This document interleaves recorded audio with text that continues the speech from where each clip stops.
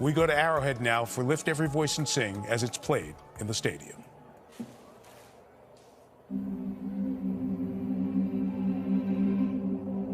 At the dawn of the 20th century, America was a country full of promise and hope for many. Black Americans faced a different reality, a nation separate and unequal. Yet their hope persisted. Pained by inequality, but inspired by resilience, writer and civil rights activist James Weldon Johnson put pen to paper. His words would become a unifying call, a hope for a brighter tomorrow, a timeless exhortation to lift every voice and sing. Lift every voice and sing till earth and heaven ring, ring with the harmonies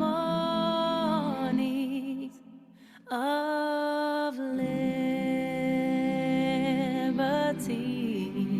Let our rejoicing rise high as the listening skies. Let it resound loud as the rolling sea.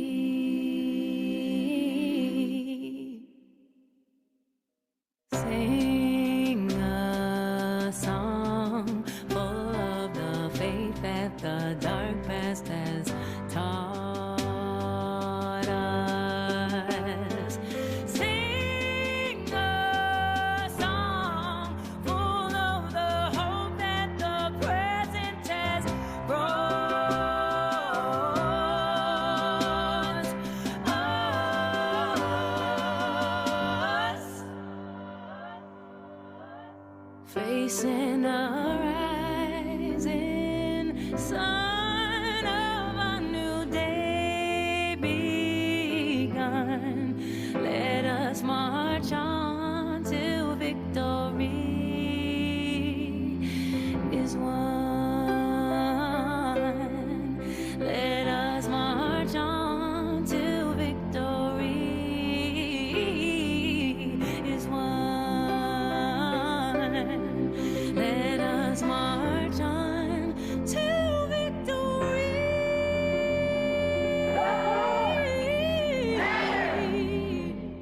There are forces that want to take us back to another place. We don't want to go back. We want to go forward.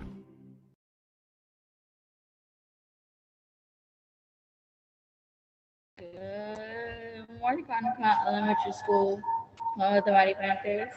Welcome to this mysterious Monday. Let's pause for a moment of silent reflection as we envision our educational goals for today.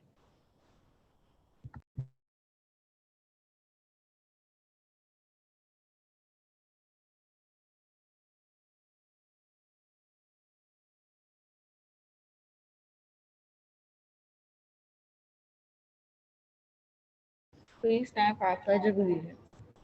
I pledge allegiance to the flag of the United States of America and to the republic for which it stands, one nation, under God, indivisible, with liberty and justice for all. Let's share our school's pledge. I now realize that the greatest power in the world is the power of knowledge. I want to be smart. Misinformed people go through life missing so many rewards that could be theirs. I'll become a thinker and a problem solver. Learn my basic skills, make a special effort to complete all assignments. I will strive for punctuality and perfect attendance. I will read books on subjects that interest me most. I will also read books and articles on other subjects to broaden my awareness of what is happening in the world around me. I will respect the rights of others and display exemplary conduct at all times. I will embrace the positive philosophy of my school. I believe in myself. I can do anything if I try hard enough. I pledge this to my family, my school, and everyone who is trying to help me succeed. Most importantly, I pledge this to myself. Thank you. You may be seated. Good morning, Continental Elementary School. We're making sure we stay safe, stay healthy, and do our part. We're making sure we wash our hands, cover our nose and mouth, wear a face mask at all times, clean and disinfect, avoid touching our face, and avoid close contact. Good morning. Good morning. Thank you very much. And so also remember that we are being tested twice a week, every Tuesday and Friday. So if you have not had an opportunity to sign up yet, there is the link down below on the left corner. And also, students, we are reminding you to wear masks in the morning. Okay, I still see quite a few students coming to school without masks on. Okay, so please remember to bring your mask just like you would bring your book bag, just like you would put on your shoes in the morning. Bring your mask as well. Here are our daily reminders. Please remember to have attendance in by 8 a.m. Email all absent excuses to Ms. Caldwell, and any change of transportation has to be in the form of writing from our parents.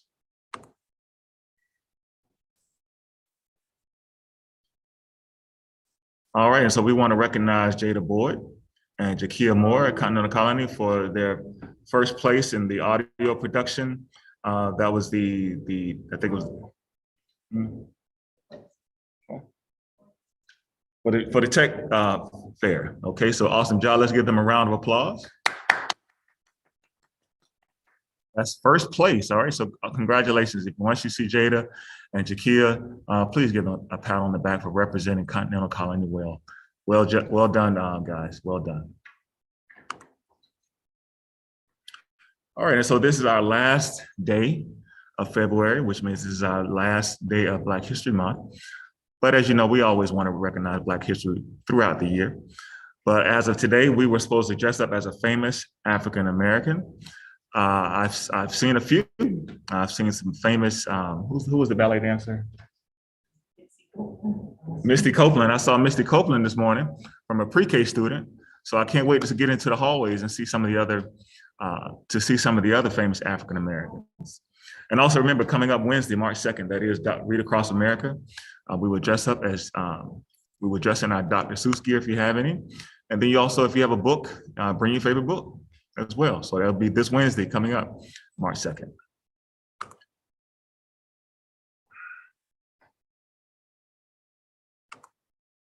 All right, let's see where we are for whose house is in the lead. And first place is house of thinkers. And second place is house of principal. And third place is house of communicators. And fourth place is house of knowledgeable.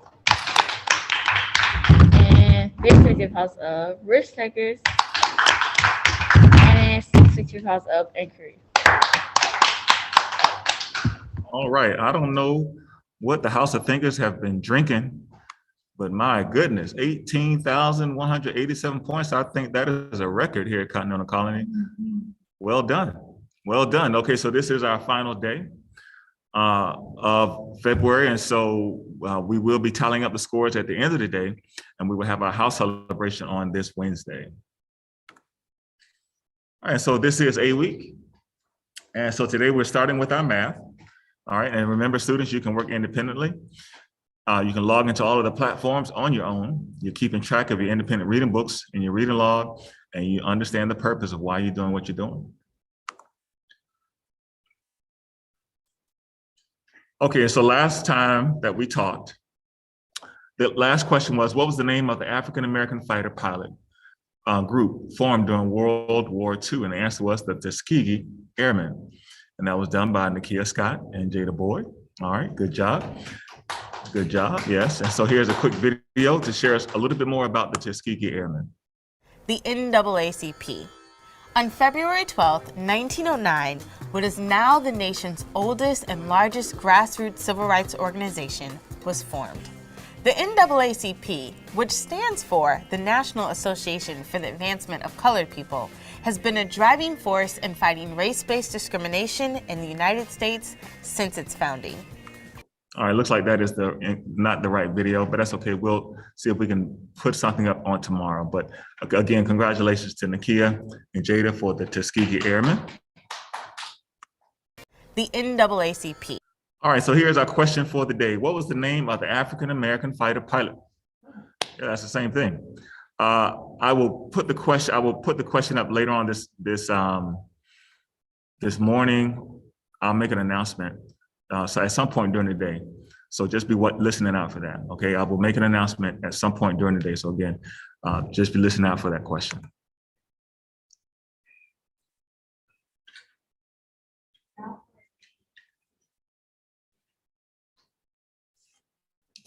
Well, good morning, students. This morning, we're going to start our SEL Book of the Month, which is entitled Kamala Harris, Rooted in Justice. So sit back and listen as Nakia reads the text to us this morning.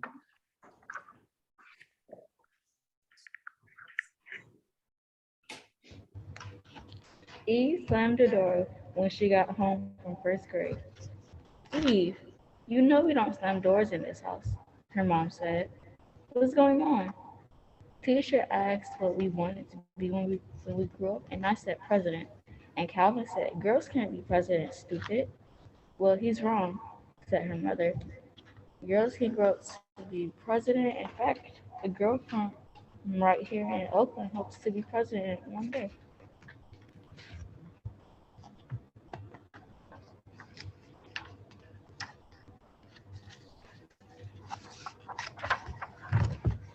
Life is a story you write day by day. Kamala's begins with a name and it means lotus flower. See how her beautiful smile opens wide like petals fanning across the water surface. But you don't see the flower's roots. Her roots go deep, deep, deep down. Let me show you.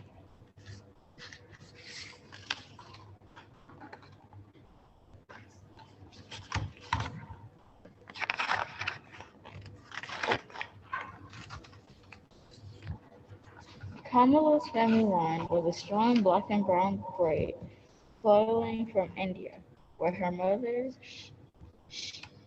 Shin Amala, was born, to Jamaica, where her father Donald was born, to Berkeley, California, where her parents fell in love and married, to Oakland, where Kamala is born.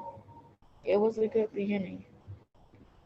This is like Once Upon a Time. Not exactly, said Eve's mom. This story is true. Right away, Kamala was like clay her parents molded for action. When her mother wasn't hunting cures for cancer, and her father wasn't teaching both March for civil rights and went to lectures by Dr. Martin Luther King Jr., Kamala was right there too, bouncing along in her stroller, chewing on her pacifier, and words like peace and justice. What's justice? Eve asked her mom. Justice is another word for fairness. Once, when tiny Kamala was fussing, her mother couldn't figure out what was the matter. What do you want, little girl? She asked. Freedom, said Kamala. And a waterfall of laughter sputtered from her mother's mouth. At demonstrations, marchers often chanted, what do we want? And the answer was always, freedom. Little Kamala had been listening. Kamala's baby sister, Maya, screamed her way into the world when Kamala was 2. In no time, the sisters were having faraway adventures together. Like visiting their grandparents in Zambia, grandfather P.V. Gomillion was a senior diplomat there. He had once fought for India's independence. His wife, Rajan, Kamala's grandmother, fought the rights for women. Little by little, on these visits, Kamala and Maya learned that fighting for justice ran in the family. Sadly, when Kamala was 7, her family squeezed into a different shape. Her parents divorced, and her daddy moved to Palo Alto, while mommy and the girls packed up for the, the flatlands, the black working class area in Berkeley. Having a long distance daddy can make your heart hurt. But Kamala's new neighbors welcomed her family with smiles and helping hands. Warm as the sunshine, still, Kamala was sometimes lonely for her daddy. Luckily, her godmother, Aunt Mary, lived close and gave Kamala extra hugs whenever she needed them.